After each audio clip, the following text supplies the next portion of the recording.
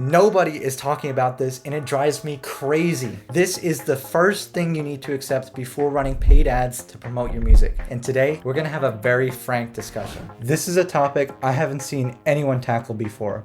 Not on YouTube and certainly not in the music marketing space. It's not sexy, it doesn't sound good in a YouTube title, and it's certainly not gonna make you feel good. But somebody has to address it, so here we go. Forget about Facebook ads. The first thing you need to accept before you run any kind of paid marketing for your music is that you are taking a risk. Can we talk about what that means? Let's zoom out and take a wider perspective on what it is that we're actually doing when we run a music promotion campaign like this. At the heart of it, what we're doing is we're introducing your music to strangers. These are people we don't know. We don't know their names. We don't know where they live. We don't know where they like. And it's almost impossible to predict with absolute certainty how you can appeal to people who you've never met. Just put it into perspective. It's hard enough trying to plan what you're going to get your friend for their birthday sometimes.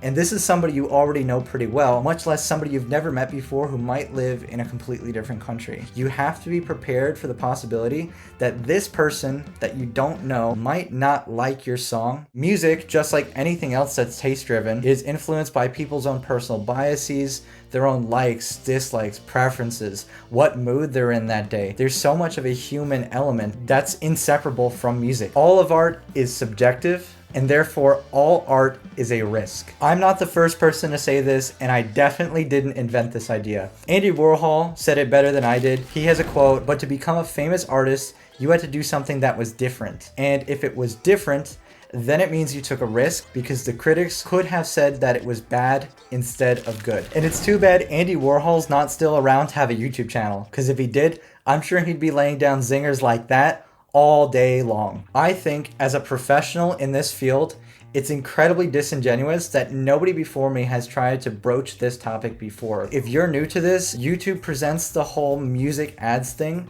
as a total win. It's a slam dunk. You just set up the ad campaign exactly the way the 15-minute YouTube video told you how to do. Click the button, and then sometime later, it's pink fluffy unicorns dancing on rainbows, and everybody has a good time. But that doesn't always happen, and people don't like reporting on their failures. Not to mention videos like this, they're not like feel-good stories, but these are the kinds of things that you honestly need to be thinking about before you get into something like this. To be completely honest with you guys, I released my very first album in 2020. It was called September's Child, and I was totally new to the whole meta ads for promoting music thing. I wasn't doing it professionally. I was just trying to learn it for myself at that point. And like many other people, I was teaching myself using information that was free and readily available on the internet and particularly YouTube. I feel like in retrospect, the way that information was presented to me was, here's this awesome tool that anybody can use and anybody can learn. Just click all of these buttons in the exact way that I do, and this will work and you'll have awesome results. And I had terrible results. I released a handful of singles before the album. The very first single, which was called Montauk, it did miserable. To put it in like cost per conversion terms, I think I was like over $1 easily. And then the second single was called Shades of Blue. I was like, all right, let's give it another shot. That campaign also did bad. I had a third single called Corporate Advertainment, which went okay, but it didn't go quite as well as I felt like YouTube had guaranteed it would come out. And then the album came out, big 12-track LP. And obviously a lot is behind this. You know, I'm a musician. I feel very emotionally attached to my art. And all I want to do is make this succeed.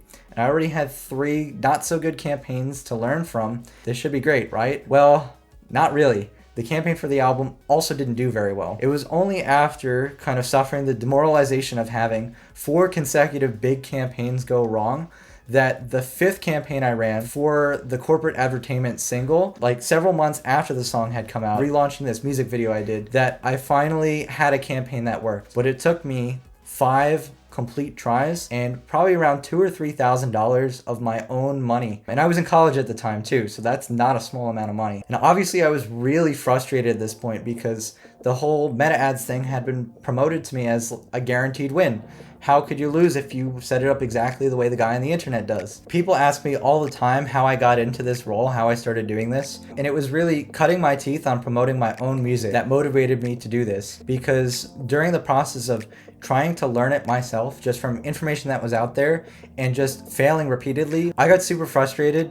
And there were so many times in the process where I just wished that there was somebody I could hire who knew the answer to the questions I was struggling with. And at the time, there wasn't a person like that. After the experience of promoting my album, quite literally making every mistake in the book, I realized I could then be that person for other people. Not to be too shameless with the self-promotion, I want this to be a pretty serious video, but it is a question I get asked all the time. The point I'm trying to make in this video is that even the very best song has the potential to fail. It doesn't matter if you're Olivia Rodrigo and you're cranking out banger after banger. Read up on any artist, I guarantee their career had failure at some point along the way. Whether it's Lady Gaga, Elvis, the Beatles, literally look up any artist on the internet and type failures after their name and something will come up, I guarantee it. To tie this thought back to the themes I introduced earlier in the video, art is inherently subjective.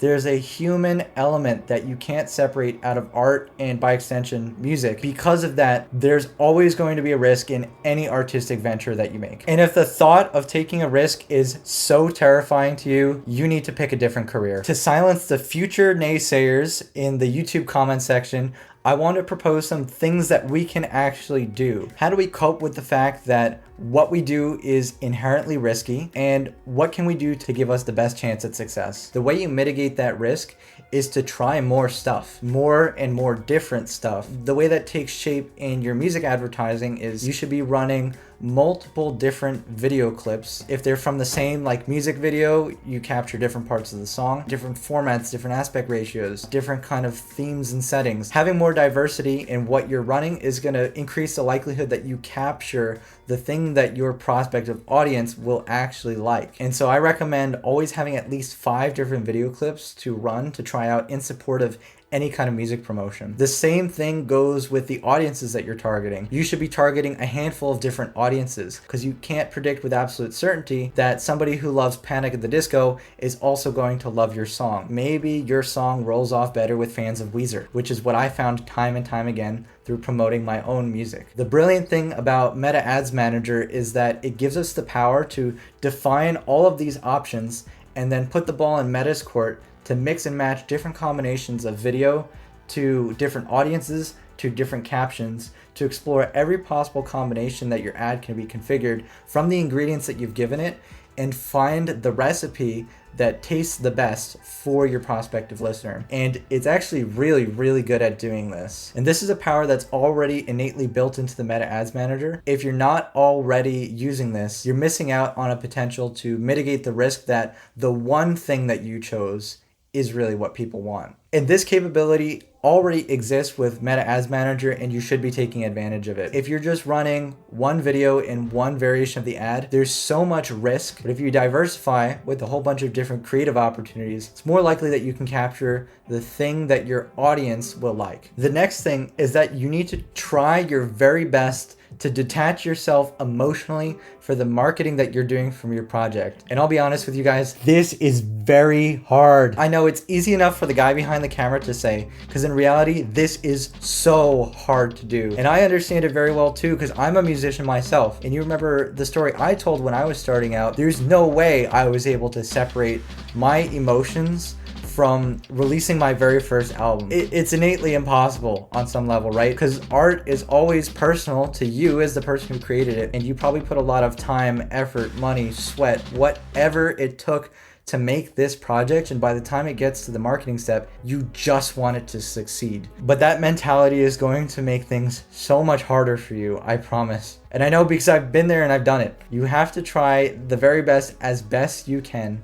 to put some distance between you and the project emotionally when you're going to put it in front of other people, because they may or may not like it, and that's not their fault and it's not your fault. Art is subjective. And of course, the value in hiring a professional is making sure all of the T's are crossed and the I's are dotted to give you the best chance at success and avoiding expensive mistakes. And if you're interested in learning more about what I do, just check out the website. It's all there. I don't want to muddy up this video too much. If something doesn't go right in your project, keep your head up, learn as much as you can from that experience, and come back stronger the next time. I know it sounds cheesy, but it's so true that mistakes are the best teachers, and I learned that lesson the hard way when I was promoting my album several years ago. I really wish everybody could watch this video before they consider any kind of paid music marketing, but unfortunately, we have to play play a game called the YouTube algorithm, and YouTube doesn't know to show this video to anybody else unless you let YouTube know the video was good. If you enjoyed this video, please like the video